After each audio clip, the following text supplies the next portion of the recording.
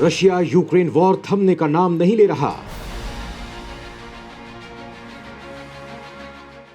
Europe और Putin कोई पीछे हटने को तैयार नहीं। पुतिन ने कर दिया खेल, यूरोप के मंसूबे हुए फेल।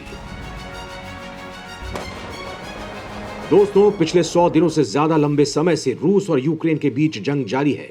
कोई भी एक कदम पीछे हटने को तैयार नहीं है। पूरा नेटो यूनियन यूक्रेन के साथ है, जो लगातार भारी मात्रा में यूक्रेन को हथियारों की सप्लाई कर रहा है और इसी के बलबूते यूक्रेन रूस जैसे मजबूत देश को कड़ी टक्कर दे रहा है।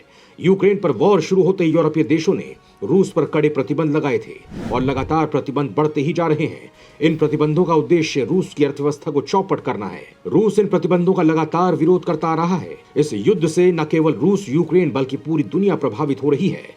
रूस का व्यापार और निर्यात प्रभावित होने से विश्व भर की अनेक उन वस्तुओं की महंगाई बढ़ गई है जिनकी आपूर्ति रूस करता है। इसके साथ ही युद्ध के कारण यूक्रेन का व्यापार भी संकट में है। ग्लोबलाइजेशन के युग में किसी एक देश पर आए संकट से दुनिया का कोई भी देश बच नहीं सकता है। हर देश दुनिया भर के देशों से कुछ न कुछ खरीदता और बेचता है और अचानक अगर किसी चीज की सप्लाई बंद हो जाए तो संकट पैदा होना लाजमी है। रूस एक बड़ी अर्थव्यवस्था है जिसका पूरी दुनिया में एक अघोषित साम्राज्य है। वो दुनिया भर के देशों को कुछ न कुछ बेचता है। दुनिया भर के देश हथियारों से लेकर बहुत सी चीजों पर उस पर निर्भर रहते हैं। रूस पर लगे इन प्रतिबंधों के कारण जब इन चीजों की आपूर्ति इन देशों में बंद हुई तो अचानक महंगाई बढ़ गई। लेकिन समस्या यह है दोस्तों कि गुरूर की लड़ाई में दोनों में से कोई भी देश पीछे हटने को तैयार नहीं। ये एक और नेटो, दूसरी तरफ रूस के बीच प्रतिष्ठा की लड़ाई है। रूस किसी भी तरह इस युद्ध में हारना नहीं चाहता, क्योंकि वो जानता है कि अगर वो हार गया तो दुनिया भर में अमेरिका और नाटो का दबदबा बढ़ जाएगा। दूसरी ओर नेटो यूक्रेन के कारण कभी भी उसके गले तक पहुंच जाएगा। और ऐसा ही कुछ मामला नेटो का भी है, क्योंकि अगर यूक्रेन हार गया तो पूरी दुनिया में यह मैसेज जाएगा कि रूस ने अकेले नेटो को धूल चटा दी है। दरअसल नेटो का गठन ही रूस को ध्यान में रखकर किया गया था। नेटो के गठन के पीछे ऐसी सोच थी कि इस संगठन के कारण रूस की ताकत को लगाम लगाई जा सके और यूरोप की रूस से सुरक्षा हो सकेगी। नेटो तभी से लगातार अपनी ताकत बढ़ा रहा है। फिलहाल नेटो में 30 देश हैं और ये सारे देश बहुत शक्तिशाली हैं। लेकिन सोचने वाली बात तो यह है कि इस सब के बाद भी अकेले रूस इन सब पर भारी पड़ रहा है। रूस पर यूरोप के प्रतिबंधों से पुतिन की टेंशन हाई है और उन्होंने यूरोप को सबक सिखाने के लिए कुछ ऐसा किया कि यूरोप को लेने के देने पड़ रहे हैं। पुतिन के इस प्रहार को जानने के लिए पूरा वीडियो देखिए और कमेंट बॉक्स में अपनी प्रतिक्रिया अवश्य दें। प्रतिबंधों के खिलाफ पुतिन ने लिया एक्शन। गैस आपूर्ति में की कटौती। यूरोपीय देश हुए परेशान। दोस्तों, रूस द्वारा गैस आपूर्ति में कटौती किए जाने से इन दिनों पूरे यूरोप में अफरा तफरी मची हुई है। रूस ने बीते एक सप्ताह में यूरोपीय देशों को गैस आपूर्ति की मात्रा घटाकर आधी कर दी है। यूरोपीय नेताओं और व्यवसायियों को इस बात की आशंका है कि रूस द्वारा प्राकृतिक गैस की आपूर्ति में कटौती से अगली सर्दियों में या शायद इससे पहले आर्थिक और राजनीतिक संकट पैदा हो जाएगा। रूस ने पिछले हफ्ते जर्मनी समेत 5 यूरोपीय संघ देशों को गैस की आपूर्ति कम कर दी, जो सबसे बड़ी अर्थव्यवस्था है, जो बिजली और बिजली उद्योग उत्पन्न करने के लिए मॉस्को की गैस पर बहुत ज्यादा निर्भर है। रूसी राज्य के स्वामित्व वाली ऊर्जा दिग्गज गजप्रोम ने रूस से जर्मनी तक बाल्टिक सागर के नीचे चलने वाली नॉर्ड स्ट्रीम 1 पाइपलाइन के माध्यम से आपूर्ति में कटौती की है। यूरोप की प्रमुख प्राकृतिक गैस पाइपलाइन 60% तक इटली अपनी आपूर्ति में आधी कटौती देख रहा है। ऑस्ट्रिया, चेक गणराज्य और स्लोवाकिया में भी आपूर्ति में कटौती देखी गई है।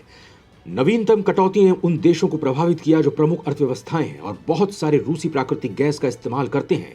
जर्मनी अपने 35% गैस आयात के लिए रूस पर निर्भर है, जबकि 40% के लिए इटली रूस पर निर्भर है। यूरोप सर्दियों से पहले अपने भूमिगत गैस भंडारण को भरने के लिए हाथ पांव मार रहा है।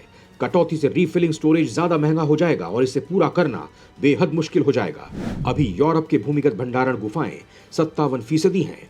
यूरोपीय आयोग का नवीनतम प्रस्ताव प्रत्येक देश के लिए 1 नवंबर तक 80% तक पहुंचने का है। जर्मनी ने 1 अक्टूबर तक 80% और 1 नवंबर तक 90% का लक्ष्य निर्धारित किया है। ब्रसेल्स में ब्रूगल थिंक टैंक के विश्लेषकों ने चेतावनी दी है कि बुल्गारिया, हंगरी और रोमानिया यूरोपीय संघ के 80% लक्ष्य को पूरा नहीं करेंगे यदि वो वर्तमान गति से जारी रखते हैं, जबकि जर्मनी, ऑस्ट्रिया और स्लोवाकिया को अपना भंडारण करना मुश्किल होगा अगर रूस अपनी गैस देना बंद कर देता है। रूस का क्या है कहना इस आरोप पर? सप्लाई रुकने की जिम्मेदारी यूरोप पर ही डाली। दोस्तों, वहीं रूसी राष्ट्रपति कार्यालय क्रेमलिन के प्रवक्ता दिमित्री पेस्कोव ने कहा है, हमारे पास गैस है और हम उसे देने के लिए भी तैयार हैं, लेकिन उपकरणों की मरम्मत की जिम्मेदारी यूरोप की है। वो मरम्मत कराकर जब उपकरण हमें दे देंगे, हम उन्हें गैस की आपूर्ति शुरू कर देंगे।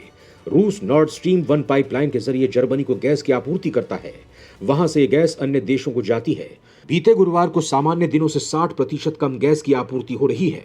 हालांकि रूस कुछ भी कहे, लेकिन यूरोपीय देशों का यह मानना है कि रूस ने कदम यूरोपीय देशों द्वारा उस पर लगे प्रतिबंधों के विरुद्ध उठाया है। हाल ही में गैस आपूर्ति के लिए जर्मनी तक एक दूसरी पाइपलाइन तैयार की गई थी, लेकिन इसी बीच रूस यूक्रेन वॉर शुरू हो गया और रूस पर प्रतिबंध लगा दिए गए। और इसीलिए दोस्तों, जर्मनी ने रूस को इस पाइपलाइन के कंप्लीशन का अप्रूवल नहीं दिया। अब रशिया चाहता है कि जर्मनी जल्द ही उस पाइपलाइन को शुरू करे, इसीलिए उसने पहली पाइपलाइन में खराबी का हवाला देकर सप्लाई को कम कर दिया है। सप्लाई कम होने से यूरोपीय देश परेशान हो गए हैं, लेकिन रूस है कि मानता नहीं है। यूरोपीय देशों ने रूस की अर्थव्यवस्था को तबाह करने के लिए उस पर प्रतिबंध लगाया था, लेकिन ये दांव अब उन पर ही भारी पड़ रहा है, क्योंकि प्रतिबंधों के कारण वो पहले से ही परेशानी झेल रहे थे, लेकिन अब पुतिन के रिएक्शन ने उन्हें और बेचैन कर दिया है।